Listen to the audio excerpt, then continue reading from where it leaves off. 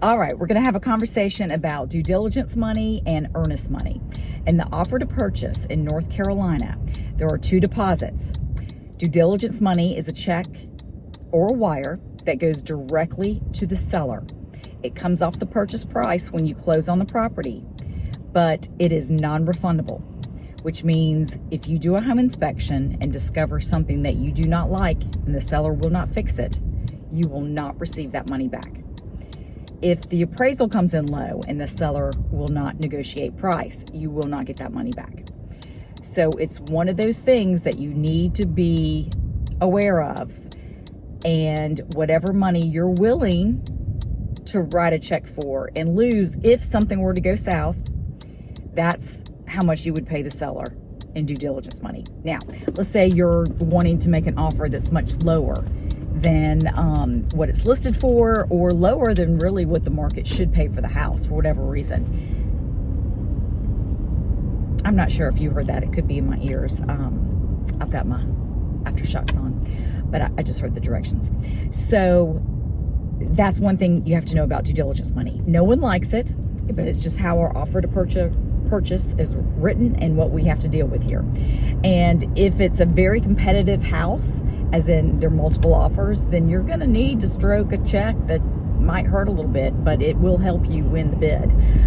If it's not as competitive, then we always try to go in lower and just see what we can negotiate out that makes each party happy. Now, earnest money is protected up until the due diligence date, which means that, let's say you go under contract on December 1st and your due diligence date is December 21st. At 5 p.m. on the 21st of December, that's when your earnest money would no longer be refundable to you. Now, of course, due diligence money and earnest money come off the purchase price. However, it's refundable up until the due diligence date. So let's say we do a home inspection and, oh gracious, we find out some stuff in the crawl space we're not happy with, and the seller's like, I'm not fixing it. Well, then you have the choice to terminate and get your earnest money back, or to negotiate it out one way, shape, or form or another, and get to closing. So anyway, those are the two things that are very important to know. Typically, due diligence is going to be about 3 weeks, especially if you're getting a loan, to give time to do the home inspection, pest inspection, and appraisal. And the closing can obviously be about 7 days later. It takes about 30 days, sometimes 45 days if there's a holiday in there, to close on a property. And you have to understand also, a seller typically will not start packing up until we get past the due diligence dates, because at that point you're going to have, some skin in the game, and they know that you're planning on purchasing the house and moving forward. So that's when they'll start packing up their house and arrange their movers and that kind of thing. So every transaction is different, and there's always some moving parts to it. However, that's what I'm here for, to help you navigate through it. But I did want to explain again, because I tell people about due diligence money and earnest money and how it works, that due diligence money is not refundable and earnest money is up until the due diligence date. But then once they start to write that check and comprehend it, they're like, oh, I don't get this money back. What if XYZ doesn't work? Well, that's part of the negotiations and the conversations.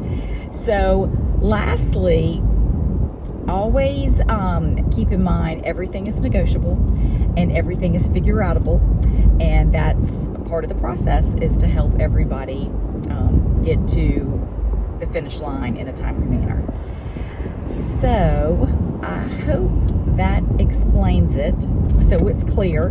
How about one more caveat? What if you do a home inspection and seller is not going to fix something, but they were incorrect, like it's a material fact, they should have known something. Let's say the HVAC. They said the HVAC was 2018. Lo and behold, you do the home inspection, you discover it is 2008. That's a big deal. That's much older, and they were not accurate in their representation. Could you get your earnest due diligence money back? Technically, no, but you could sue for it. Now, what's it going to cost to hire an attorney and get your money back? Probably about $10,000. So it all depends on how much skin you have in the game. If it's a $10,000 due diligence deposit, you know, you're going to break even to get that money back if you're going to spend that with an attorney.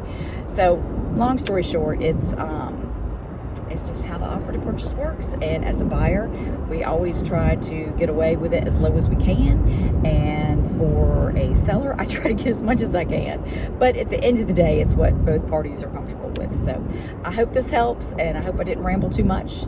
But always ask your agent questions, and always don't be shy about that, because we're happy to explain it, because we do this every day, and this is something that you probably do once every 10 to 12 years, and it doesn't always make as much sense.